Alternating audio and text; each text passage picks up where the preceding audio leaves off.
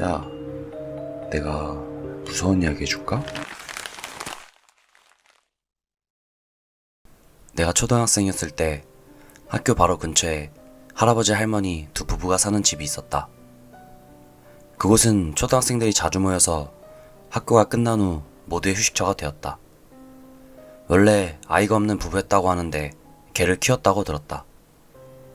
개와 놀러온 아이들과 부모님이 늦게 귀가한 아이들이 모이게 되면서 점점 더 자주 모이게 되었다. 개가 죽어버린 지금도 그 흔적으로 아이들이 모이게 된 것 같다. 학교도 반쯤 묵인하는 식으로 우리에게 별다른 말을 하지 않았다.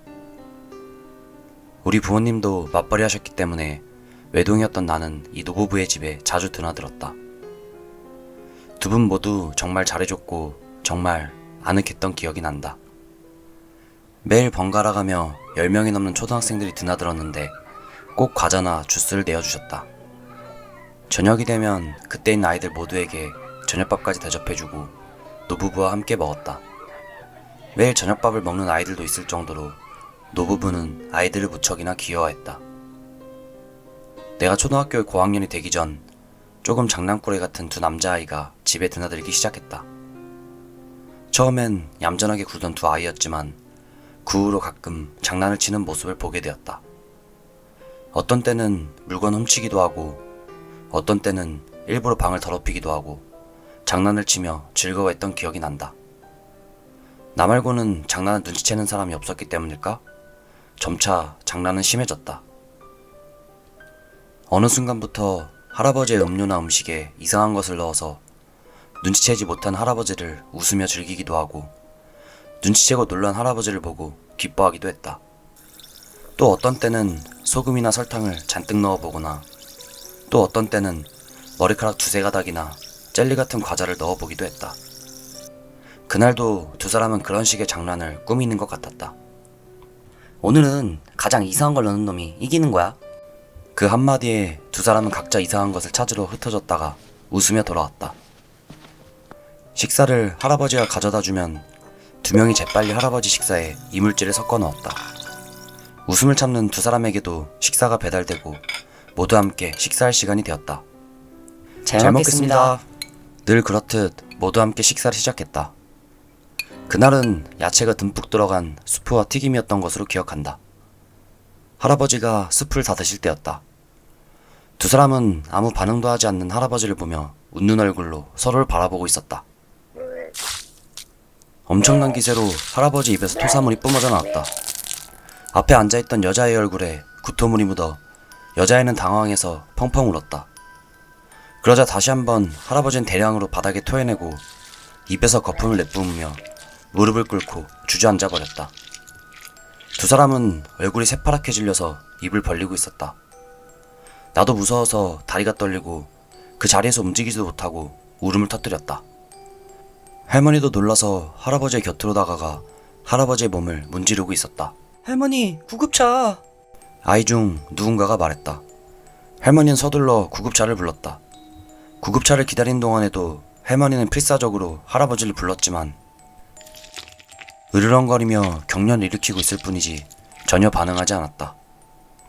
할머니가 학교에도 전화를 걸었던 것 같아서 구급차 도착과 거의 동시에 선생님들이 노부부의 집에 와서 오늘은 선생님이 태워다 줄 테니 집에 가자며 우리에게 말했다.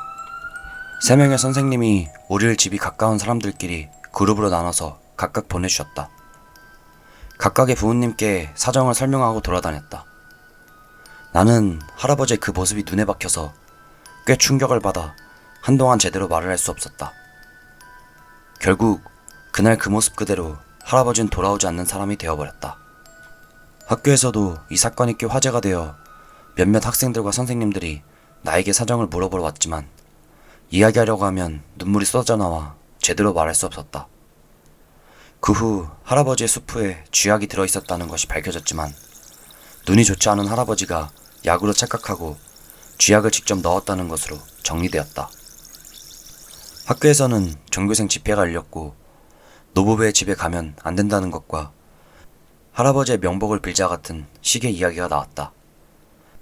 부모님도 그렇고 주변 분위기도 그렇고 자기 자식이 사건에 휘말린 것 같은 느낌으로 절대로 가지 말라고 하셨다. 나중에는 그 집에서는 독이 든 음식을 내놓는데 라는 소문까지 나면서 아무도 그 집에 접근하지 않게 되었다. 나도 몇 번이나 마당에서 쓸쓸한 표정으로 아이들에게 인사하는 할머니를 보았지만 부모님의 말씀을 지키며 집에 들르지 않고 자기 집으로 돌아갔다. 노부부의 집에 가지 않게 된 지 1년이 지나갈 무렵 할머니가 돌아가셨다. 자세한 사정은 듣지 못했지만 병사한 것 같다. 그때부터였다. 학교 가는 길에 그 집에 할머니와 유령이 나온다는 소문이 돌기 시작했다. 초등학교에서 흔히 있는 이야기다.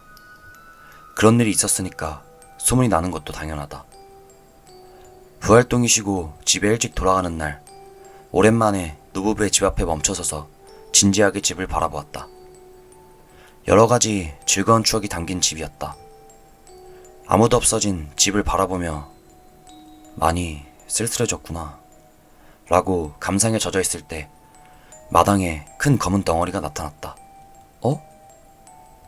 눈을 비비며 자세히 보니 그것은 할머니였다. 다만 그 할머니와 다른 점은 눈이 튀어나올 정도로 눈을 크게 뜨고 있었다. 나는 마음속으로 미안하다고 외치면서 집까지 뛰어갔다. 할머니는 눈치채고 있었다. 누군가가 할아버지의 수프에 쥐약을 넣었다는 것을. 그리고 지금도 찾고 있다. 쥐약을 넣은 사람을.